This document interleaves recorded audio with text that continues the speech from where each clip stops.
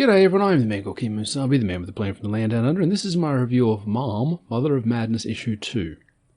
I reviewed the first issue last month and concluded it was probably the worst book I've read this year. If you haven't watched that review, there's a link in the description below, go check it out so that you're all caught up. So the cover on issue 2 is pretty bad. It's not as bad as last issue, but actually yes, it's as bad as last issue. It's not as ugly as last issue, but it's even lazier. What is this cover telling you about the story? She spends a lot of time on her knees, her costume is ugly, the book is replete with satanic New World Order imagery. At least 2 of those sentences are true. So I'm not able to do these things live, I have to script them. But what I'm doing is reading it a page at a time, scripting my thoughts and reciting them later on. So before I tear the next 7 pages apart, just have a quick look at them one after the other and try to comprehend just how much text is on them, just how many word balloons are on these pages. I write and read novels, big ones. I don't sweat large amounts of text, but this is obscene. It's self-aggrandizing wankery, like a freshman women's studies student regurgitating her 101 level professor's personal philosophy for an A grade. This is bad comic book making. It doesn't matter if the text on the page is Shakespeare by way of Claremont. This is just too much fucking text. And it doesn't get any better throughout the rest of the book. Someone send Khaleesi some Bronze Age comics so she can understand the phrase visual medium. We start off in a flashback, of course we do, in the distant past of the year 2036. The book is set in the future, but so far there has been no real reason to do this, and scant evidence that any time has passed. Cars, apartments, toasters, it's all the same as it is now. The reason Khaleesi said it in the future was because if she had her character suffering from the cartoonishly overwrought sexism that we see in the first issue, she would have been lambasted by reviewers, because that level of thuggish, overbearing and omnipresent sexism doesn't exist in the developed world. Sure, there's some places that still make you wear hijabs, but in 2021, the kinds of harassment that was depicted in issue 1 would have resulted in the harasser's very livelihood being over. Cancel culture is real. There is no way you could do what they did and not get cancelled right out of society. If Harvey Weinstein got caught, so would you. Khaleesi, or her editors, realised this and set the story 30 years in the future so they could time skip on women's rights, and somehow, with big tech, the media, Hollywood, Me Too, Time's Up, a UN committee on women's issues, with 3 or 4 homeless being male, the majority of suicide and prisoners being male, things still manage to somehow get worse for women. Somehow, with all these measures in place, with all that disproportionate treatment between the sexes, women's lot somehow got worse in the future. Khaleesi is writing from a straw man argument, so she has to create these cartoonishly over-the-top conditions to justify her character's behaviour. That's just lazy writing. Or maybe she's just not that talented. It's probably both. In the distant dystopian days of 2036, Myra is chilling with her friend Tiffany in a trailer. Last issue, Maya's parents died and she OD'd on experimental tablets her scientist father made. She gained superpowers before being shuffled off to her last living relative's place. Even though she's adopted, I don't know how that works. We saw this in a single panel and then they were never mentioned again. Maya and Tiff are having a D&M about, what else? Gender. The idea that all this gender identity stuff still hasn't been settled nearly 20 years from now is absolutely terrifying. Please sort this out before then, I can't take another 2 decades of this. They actually start off talking about her period, because of course they are, that was the whole premise of this book, and then they spiral into body image, societal expectations on women to look and act in a certain way. No one talks like this. This is about as genuine as those commercials or 2 45-year-old women talking about the savings they made by switching life insurance companies. Listen to this, it's 7 pages of inane ramblings, I can't read it all to you, but just listen to these couple of balloons from page 1, panel 2. This is the second panel in the whole entire book. What if our bodies are actually just bad, Tiff? We laugh too loud, we have hair where we're not supposed to, we're hormonal, we're emotional, we're crazy. Maybe I'd be happier if I just did, just accepted it, tried to fit in, make myself smaller, quieter, tidier, more available. They just seem so happy, you know? Tiffany then goes into an 18-word balloon rant over 8 panels about how trying to attain the body image pushed by the media will leave you miserable. This is way too many words for such a basic bitch sentiment. Khaleesi, via Maya, her obvious stand-in so she can get cast with Netflix options this horrendous garbage, even lampshades whole diatribe by saying, I love it when you recite poetry. This whole scene has some pretty heavy sapphic vibes, and if you don't think so, if you think it's completely platonic, replace the characters with 2 blokes or with a man and a woman and you'll see what I mean. Tiffany says men get screwed around by the system, by society, which I agree with, but there was a disconnect because she equates men's lot as only being forbidden to show emotion, forbidden to be vulnerable. And there's some truth there, but she only touched on men in terms of us having to lock down our emotions and to cowboy up every minute of every day. There's no talking about male body dysmorphia, no discussion of other issues that affect men, because a few panels later, she says this stuff hurts everyone, but it affects us, that is women, more so, disproportionately so. It's like that statistic, 1 in 4 homeless people are women, touted like it's an awful fact. A quarter of all homeless are women, not realising they're admitting that 3/4 of homeless are men. Majority homeless are men, women most affected. Again, Khaleesi is dodging actual issues, actual statistics, actual problems to buoy up the issues she needs to be prominent for her weak story to work. If she needs all men to be evil rape machines and all women to be oppressed damsel goddesses just waiting for a chance to shatter the patriarchy, she should have done some Handmaid's Tale type shit. It would have been ham-fisted, but it would have been thematically sound. Instead, she's written a 3-issue series with a huge ideological disconnect throughout that invalidates anything that might work in the story. The girls curl up together, spooning, totally normal and straight, nothing to see here, and wax lyrical about how the two gender binary as a tool of the elites pitch us against each other and to keep us hating and fighting each other. That's a hell of a take. Imagine if Khaleesi had the guts to go deep with this idea and identify the other issues the elites use to keep us divided. Just another reminder that these girls are totally straight and the gender identity debate is still alive and well 20 years into the future. It shows how little faith Khaleesi has in us all to say women's place in society somehow gets worse in developed nations over the next 2 decades. Only under Sharia, right Joe? We jump forward to the present. Khaleesi, I'm just using the phrases interchangeably now. Maya is Khaleesi, Khaleesi is Maya, it doesn't matter. Lampshade's the literal exposition dump she just got finished telling Benny now that she's decided to dress up and fight crime with his powers.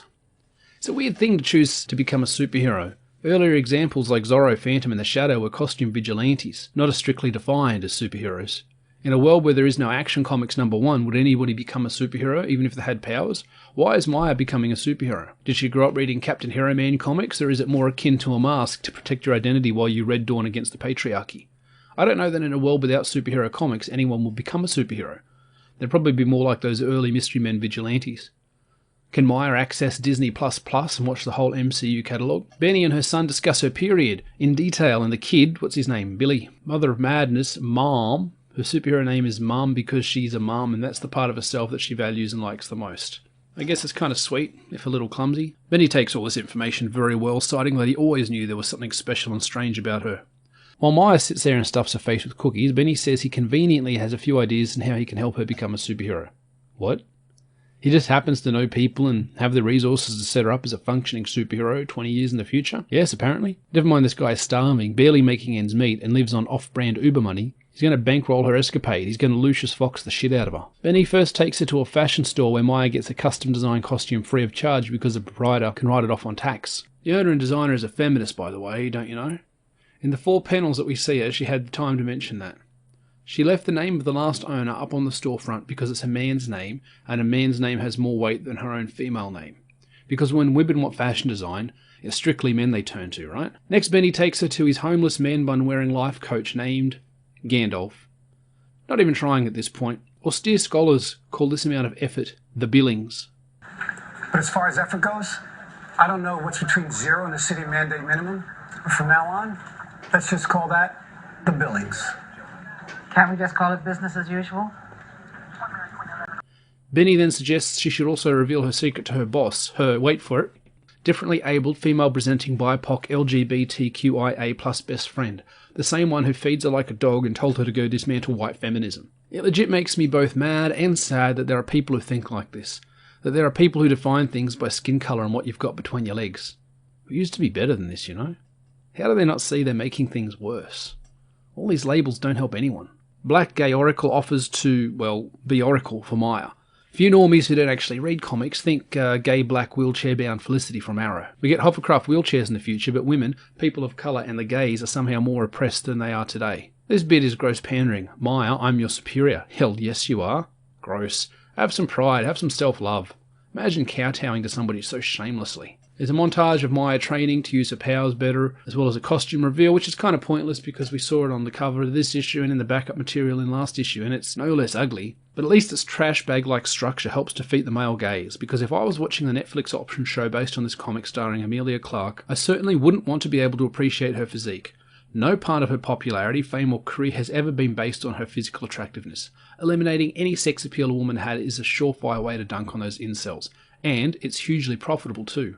Don't miss the Lord of the Rings on the gay black handicapped super genius's shelf, just so you know she's a real nerd, just like us. In the basement of Billy and Maya's apartment, Benny upgrades his Ubercar into a M.O.M, accidentally compares himself to a vibrator for Maya's satisfaction, and Maya has a flashback where she breaks the fourth wall, a real common thing in this series, and warns us that she's not proud of the events that we're about to witness.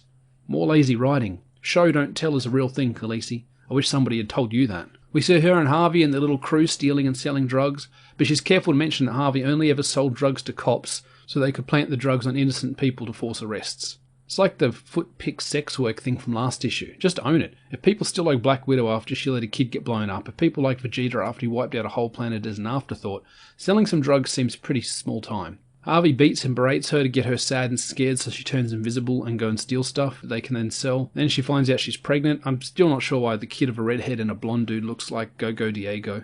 She says Harvey's clearly the father, but I don't know, Harvey, man. Maybe you ought to be asking some of these hard questions. Some Black Ops types and choppers turn up and scattermire little gang, and she heads off alone before giving birth in a literal montage of her fighting crime and raising her son. It works because parents love their kids, or at least they should, but it's clumsy and it hits us with all this stuff at once. It's not organic. It's the motivation mechanism, the info dump that tells us why she does what she does. She wants to make the world a better place for her child. She is his mum. As mum, she wants to make the world a better place for everyone, taking on the role of mother and protector for the whole world, except all those pesky white males who commit all the crimes. Rejoicing that her son will never be alone again, she serves up turkey to a kind of hodgepodge family dinner, all her mentors and neighbours in one place.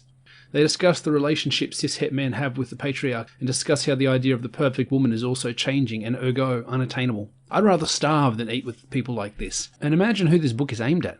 Who is reading this, nodding and agreeing? Who wishes they were at this table, talking idpol while the turkey is carved? I sure hope this isn't a Thanksgiving dinner, that bastion of colonisation and genocide. Notice there are no white men at the table. Everyone is very carefully made a different shade, so no oppressors get a seat at the table. That's very inclusive, Khaleesi. Unlike the SJWs turning John Kent and Tim Drake gay, and replacing all white male and stale heroes with BIPOCs, I don't need a white man to have a place at the table, but I am aware of how they are represented and viewed. Just like in Black Ghost, where all the bad guys were white, it's telling that sexist oppressor is the only role white men are allowed to have in Khaleesi's little fantasy. She knows it's safe to attack them. She was surprisingly woke about the Chinese overlords in the first issue, though, I thought. Next we get another montage. This whole series is just montage after montage because Khaleesi is trying to cram too much into these issues and isn't a good enough writer to get her points across succinctly. As Mom, Maya is saving people and breaking the fourth wall again to tell us about how it's going, how she's getting better and how she's learning to use her powers, but simulating the emotions that usually trigger them, which is making them more reliable, yet less effective. In this scene, she downs a dozen cups of coffee to get the jitters to simulate the fear she usually needs to turn invisible. This might turn out to be an interesting plot point in the future. Hey, they had to have at least one, right? There's the obligatory talking heads that maybe imply other superheroes exist and claim Mom can't be financially viable if she isn't sexy. Hey, that's my line. But it swings both ways.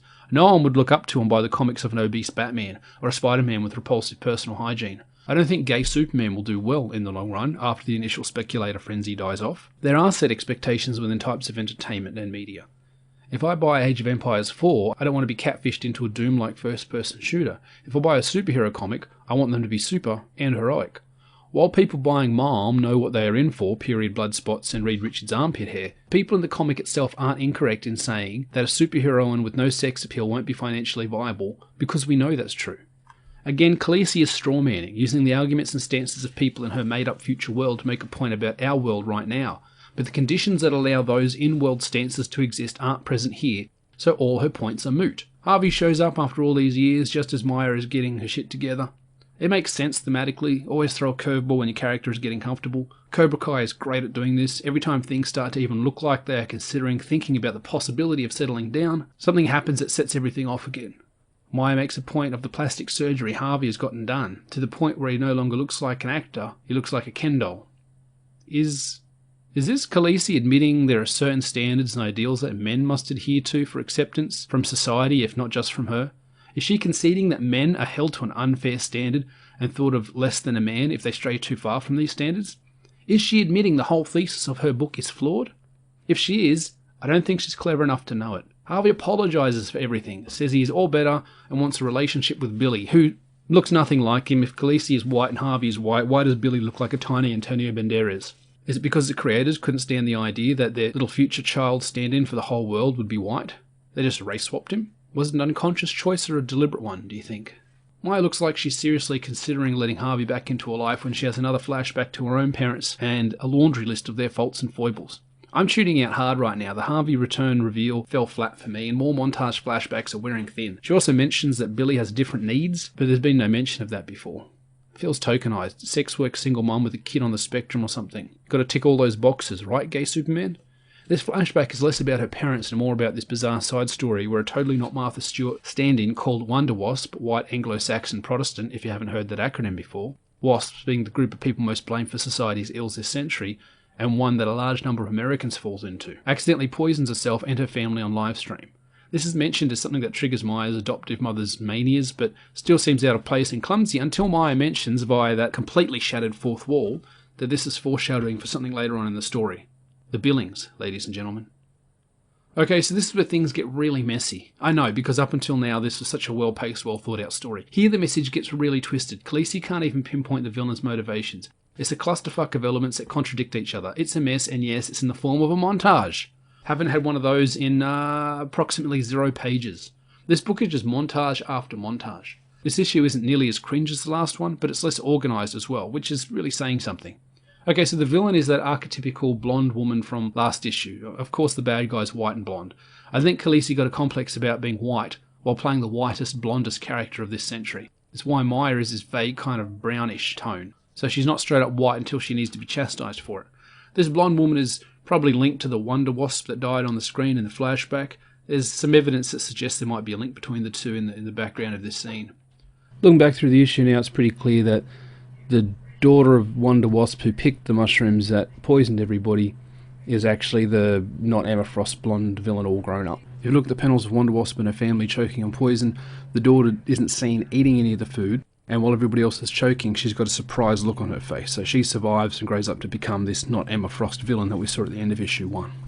So there's just a barrage of disparate elements here. I'll list some of them to show the helter-skelter this scene is, but I'm not going to break them all down because I'm already sick of this book.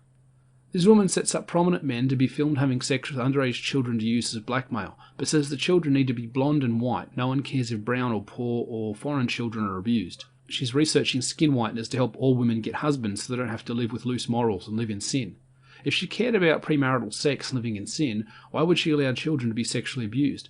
If she doesn't care about brown, poor or ugly children, as seen here when she rejects orphans for having those traits, why would she let children that have the traits she wants to be abused? It's implied she actually sets this stuff up.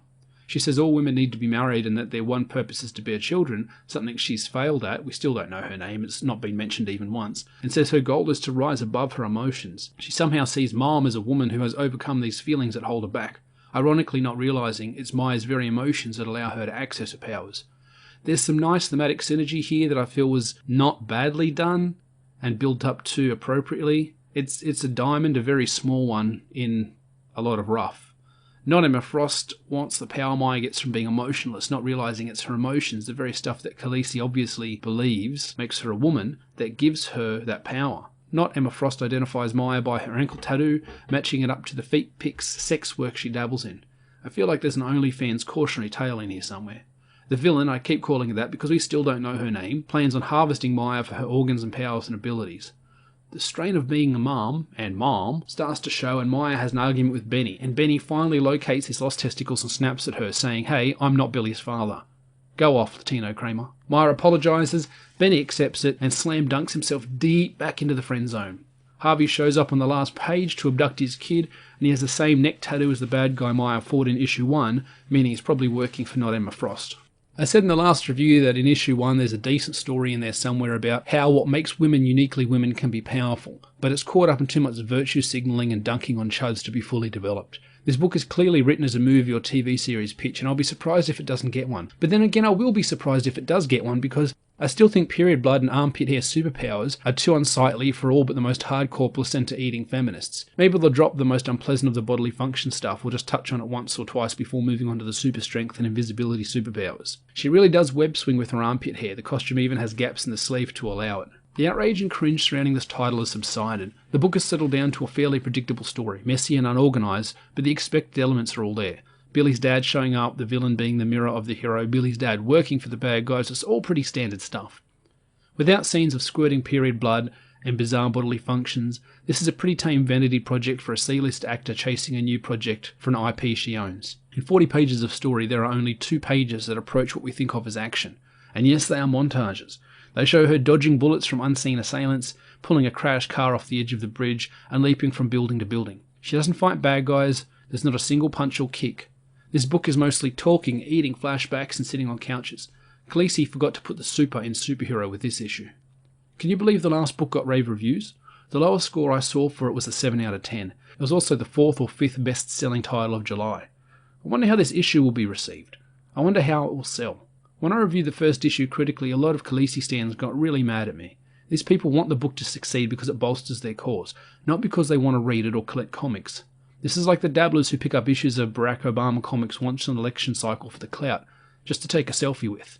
Like the LGBTQIA+ crew applauding a Superman that now sucks cock but won't buy the book, I doubt anyone outside of Khaleesi stans will continue to buy this book. I reckon issue 2 will probably sell about half of what issue 1 did.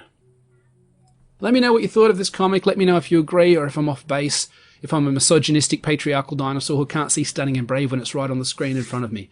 Thanks for watching, like and subscribe, and I'll see you on the next video. Take care.